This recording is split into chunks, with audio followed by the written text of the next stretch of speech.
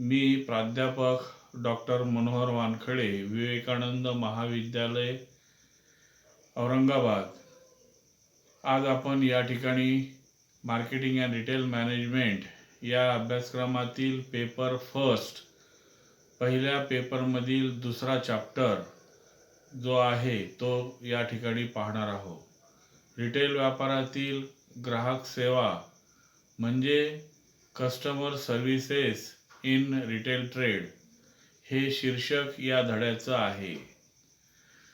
तर marketing and retail management पहिल्या पेपरमधील दुसरा चॅप्टर जो आहे त्यामध्ये आपण या ठिकाणी ग्राहक सेवा, ग्राहकांचे प्रकार, ग्राहकांची वर्तणूक, ग्राहकांची मानसिकता काय असणार आहे, ग्राहकांच्या क्रय प्रेरणा काय असतील, खरेदी करण्याच्या त्यांना उद्युक्त करणाऱ्या प्रेरणा, किरकोळ विक्री भांडारामध्ये ग्राहक सेवांचे प्रकार काय आहेत, प्रायोगिक विक्री, ग्राहक धारणशक्ती, किरकोळ विक्री आणि फरक हे सर्व आपण आज या दुसऱ्या धड्यामध्ये, पहिल्या पेपरच्या दुसऱ्या धड्यामध्ये रिटेल व्यापारातील ग्राहक सेवा यामध्ये पाहणार आहोत. चला तर मग सुरुवात करूया.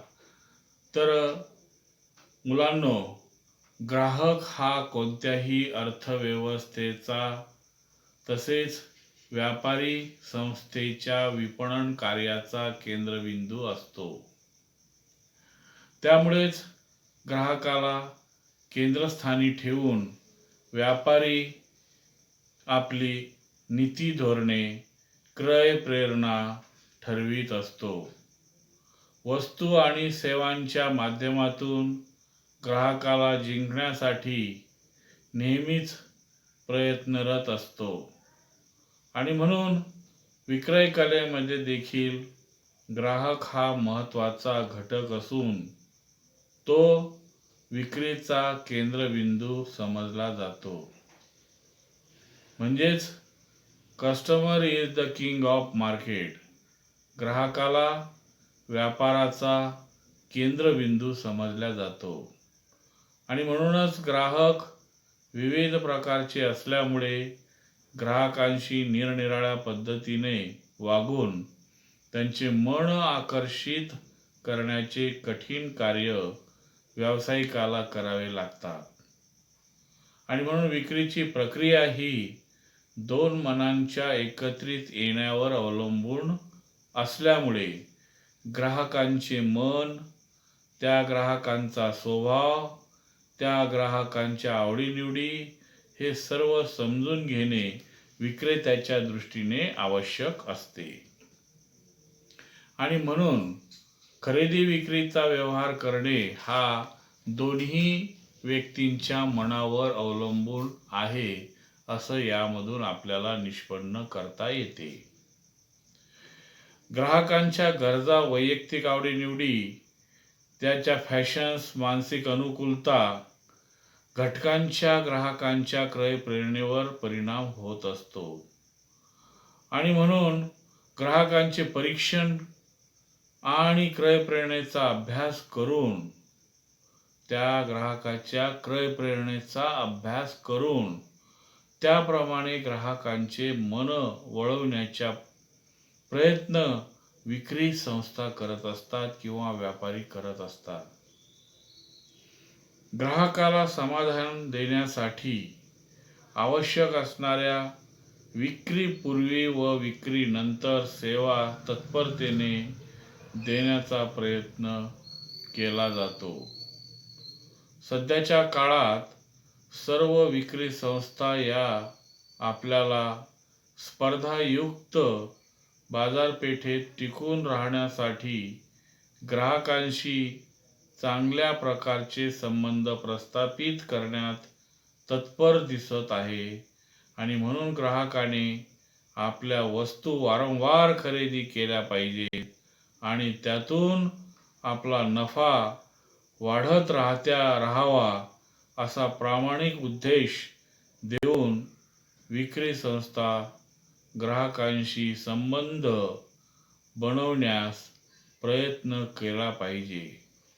अशा पद्धतीने ही ग्राहकांची सेवा रिटेल व्यापारामध्ये आपल्याला पहिल्या चॅप्टरमध्ये प्रस्तावना आपल्याला दिसून येईल. आणि म्हणून या कस्टमर सर्व्हिसेस जे आहेत यामध्ये आपल्याला यानंतर पाहायचं आहे की ग्राहक सेवा. आता ग्राहक सेवा म्हणजे की मीनिंग ऑफ कस्टमर सर्व्हिस. ग्राहक सेवा म्हणजे मीनिंग ऑफ कस्टमर सर्व्हिस. तर विद्यार्थ्यांनो, वितरण आणि पुरवठा यंत्रणेअंतर्गत येणाऱ्या सर्व बाबी, वितरण म्हणजे डिस्ट्रीब्युशन आणि पुरवठा म्हणजे जेवढा तुमची मागणी आहे, जेवढा तुमचा पुरवठा आहे, या यंत्रणेअंतर्गत येणाऱ्या सर्व बाबी म्हणजे ग्राहक सेवा होय. आणि विविध प्रकारच्या ग्राहकांना विविध प्रकारच्या सेवा देणे आवश्यक असते. ग्राहक सेवा म्हणजे ग्राहक काय खरेदी करतो हे समजून घेणे आणि होणाऱ्या सौद्यात ग्राहक जास्तीत जास्त समाधानी कसा राहील हे ठरवणे होय. त्याचप्रमाणे ग्राहक सेवेमुळेच ग्राहकाला काळ आणि वेळ उपयोगिता प्राप्त होते. योग्य वेळेला योग्य ठिकाणी वस्तूची प्राप्ती ग्राहकाला अपेक्षित असते. त्यामुळे ग्राहक सेवेद्वारे व्यवसाय संस्थेचा ग्राहक संबंध विकास चांगल्या प्रकारे घडू शकतो. आधुनिक स्पर्धा युगात रिटेल व्यवसायात आज आपला ग्राहक वर्ग हक्काचा बनवणे, तो वाढवणे व टिकवणे ही प्रक्रिया आवश्यक झालेली आहे. ग्राहकांसाठी उत्कृष्ट सेवा ही बाब निश्चितच ग्राहक वाढीसाठी पर्यायाने व्यवसाय विकासासाठी लाभदायी ठरू शकते. आणि मग त्यामधूनच ग्राहक विक्रेता यांच्यात ऋणानुबंध निर्माण होऊन ग्राहक दीर्घकाळ टिकवण्यासाठी मदत होऊ शकतो. आपल्याला या ठिकाणी ग्राहकाची जी व्याख्या दिलेली आहे ती आहे की ग्राहक सेवा म्हणजे ग्राहकांना दिल्या जाणाऱ्या विक्रीपूर्व सेवा. ग्राहक सेवा म्हणजे ग्राहकांना दिल्या जाणाऱ्या विक्रीपूर्व सेवा, प्रत्यक्ष खरेदी सेवा आणि विक्रोत्तर सेवा होय. ग्राहकांना दिल्या जाणाऱ्या प्रत्यक्ष खरेदी करण्यापूर्वीच्या सेवा आणि खरेदी केल्यानंतरच्या ज्या सेवा आहेत त्या ग्राहक सेवा होय. या सेवामध्ये ग्राहकासाठी पार्किंग या व्यवस्थेपासून ग्राहकास विक्रीनंतरच्या सेवेपर्यंतचा समावेश असून त्यात उत्कृष्टता आणणे अगत्याचे असते. ही उत्कृष्टता आणल्यानंतर ग्राहक समाधानी होतो. आणि म्हणून ग्राहक सेवा म्हणजे ग्राहकांना दिल्या जाणाऱ्या विक्रीपूर्व सेवा आणि प्रत्यक्ष खरेदी सेवा आणि विक्रीनंतर त्या देण्यात येणाऱ्या उत्कृष्ट सेवा होय. विक्रीपूर्व सेवा ही प्रत्येक व्यवसाय संस्थेसाठी आवश्यक बनलेली आहे. विक्रीपूर्व सेवा ही प्रत्येक व्यवसायासाठी महत्त्वाची बनलेली आहे. कारण ग्राहकांना आपली वस्तू खरेदी करण्यासाठी उपयुक्त अशा प्रकारची उद्युक्त सेवा आहे. त्यांना जाणीव निर्माण करून देणे जेणेकरून ग्राहक ती वस्तू निश्चितच खरेदी करतील. ग्राहकाला खरेदीसाठी आपल्या वस्तूकडे वळवण्याचा प्रयत्न करणे ही सुद्धा ग्राहक सेवेमध्ये येते. प्रत्यक्ष खरेदी सेवा दिली जाते तेव्हा त्या ग्राहकाशी होणारा जो संवाद आहे हा सुखावह, आनंदी तसेच मधुर आणि युक्त कसा असावा हे यामध्ये शिकवले जाते. ग्राहकांना वस्तू खरेदी दरम्यान वस्तूची गुणवत्ता पटवून देताना ग्राहकांच्या मनाला भिडून जाईल असे वक्तव्य असावे. ही ग्राहक आपली वस्तू खरेदी करेल. ग्राहकांना त्या वस्तूविषयीचं ज्ञान देताना, त्यांच्याशी बोलताना त्या ग्राहकांना ती वस्तू आपली आहे, हे दुकान आपलं आहे, अशी त्याला भावनिक साथ आपण घातली पाहिजे.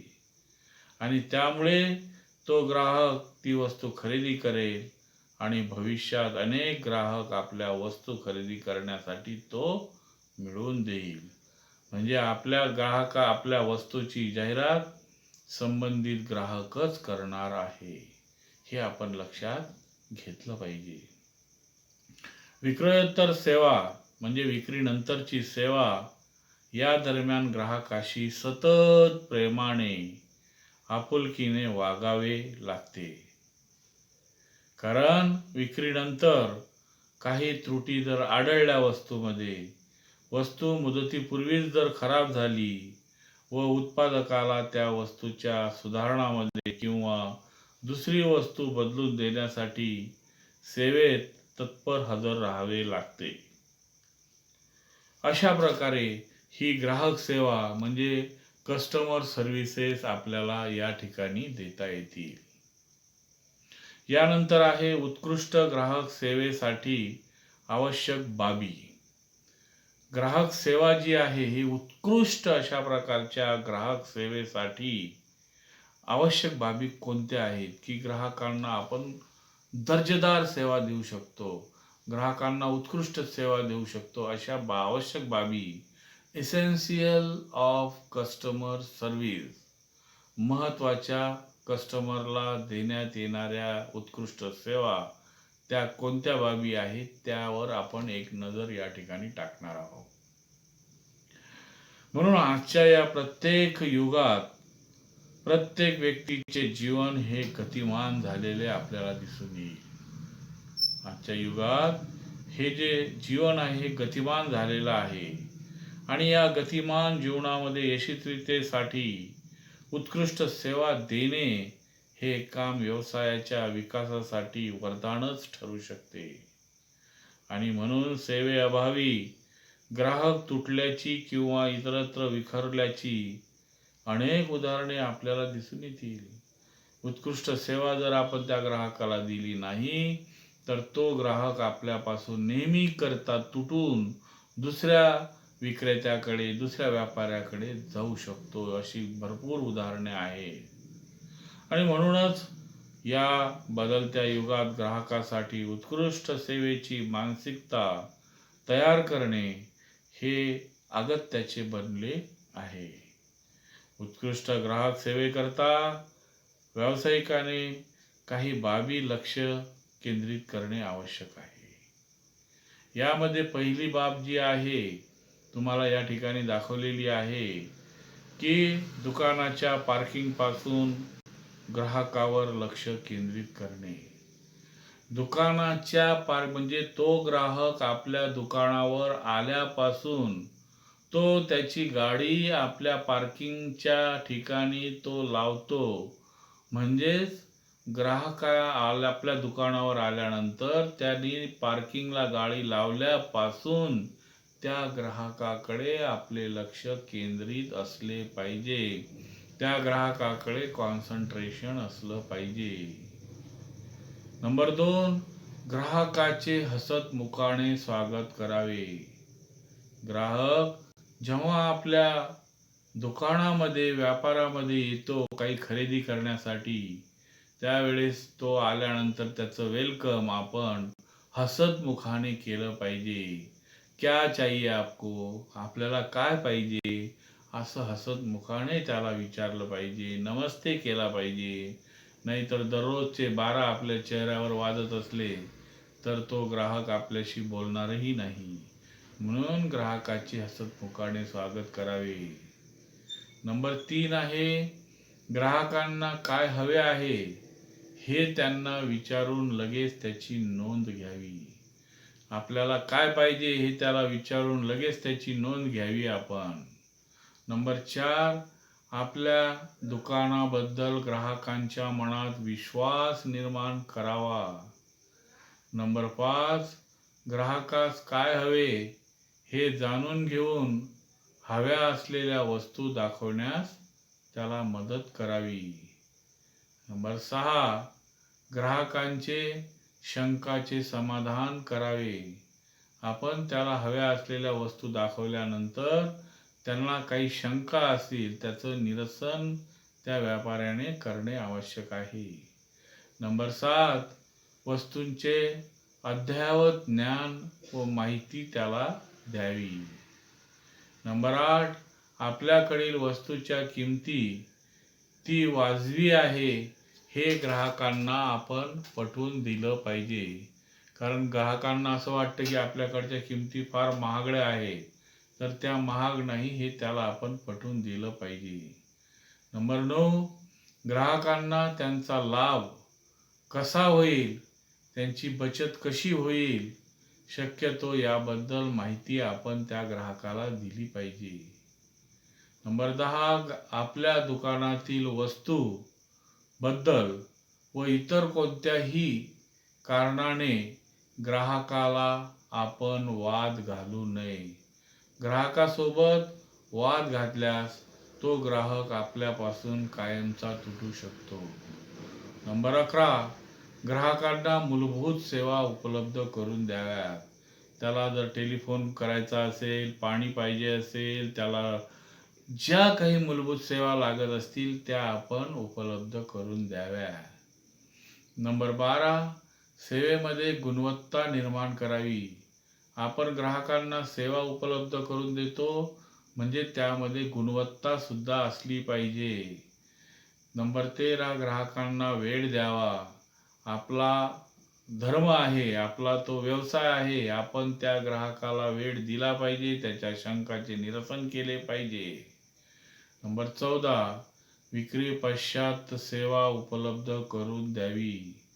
ग्राहकाला माल विक्री केल्यानंतर त्याला जेव्हा जेव्हा त्या वस्तूविषयी अडचणी निर्माण होतील त्या विक्री पश्चात सेवा उपलब्ध करून द्यावी. नंबर 15, वेळेचे नियोजन व पालन करावे. ग्राहकांना वेळेचे नियोजन व पालन करण्यास आपण भाग पाडावे.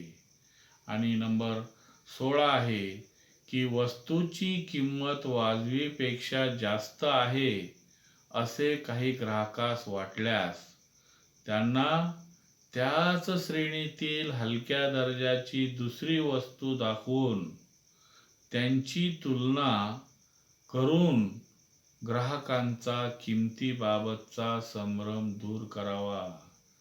काही ग्राहकांना एखाद्या वस्तूविषयी किंमत जास्त आहे असे वाटते, तर त्यांना त्याच दर्जाची हलकी असलेली वस्तू, हलक्या किमतीची वस्तू दाखवून त्यांना त्यांच्या मनामध्ये असलेला ग्रह तो दूर करावा आणि संभ्रम निर्माण जो झालेला आहे तो अशा पद्धतीने त्यांच्या मनातील संभ्रम दूर करावा. नंबर 17, ग्राहकाबरोबर घरगुती चर्चा करून भावनिक नाते निर्माण करावे. बऱ्याचदा आपण ग्राहकांसोबत काहीतरी वाद घालतो, तर असे वाद टाळावे.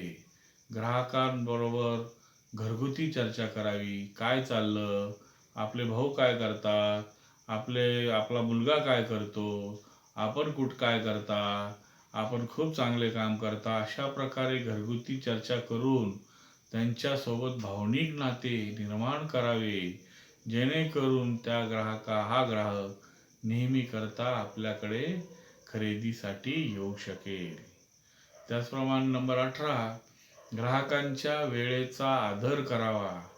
ग्राहक आपल्याकडे आल्यानंतर आपण इतर कामामध्ये व्यस्त न राहता ग्राहकांच्या वेळेचा आपण आदर करावा. आपले काम प्रथम सोडून प्रथम ग्राहकाचे काम आपण हाती घ्यावे व त्यांना त्यांचे काम पूर्ण करून द्यावे. आणि शेवटचा मुद्दा आहे, ग्राहकांच्या स्वाभिमान इजा पोहोचणार नाही. ग्राहकांच्या स्वाभिमानास इजा पोहोचणार नाही याची आपण काळजी घ्यावी. काही ठिकाणी काही वेळेस ग्राहकांना आपण जर उतरून बोलत असो, उद्धटपणाने आपण त्याला बोलत असू, तर त्याच्या स्वाभिमानात जर काही ठेच पोहोचत असेल तर ती पोहोचणार नाही, त्याचा स्वाभिमान दुखवणार नाही याची आपण काळजी घेतली पाहिजे. जेणेकरून तो ग्राहक आपल्या जवळून गेल्यावर तो खुश असला पाहिजे. त्याला आपल्या दुकानाविषयी, आपल्या व्यापाराविषयी, आपल्या संस्थेविषयी आस्था निर्माण झाली पाहिजे. जेणेकरून तो ग्राहक आपल्या संस्थेमध्ये खरेदी करण्यासाठी अशा वेगवेगळ्या 100 ग्राहकांना, जास्तीत जास्त ग्राहकांना आपल्याकडे खरेदी करण्यासाठी आपल्या मालाच्या कॉन्फिडेन्शियल आपल्या मालाची शाश्वती देण्याकरता तो तयार असतो आणि जास्तीत जास्त लोकांना आपल्याकडे खरेदी करण्यासाठी बोलावू शकतो. अशा पद्धतीने या ठिकाणी उत्कृष्ट अशा प्रकारचा ग्राहक सेवा आपल्याला पुरवता येतात आणि या पद्धतीने आपण ग्राहकांच्या सेवावर नेहमी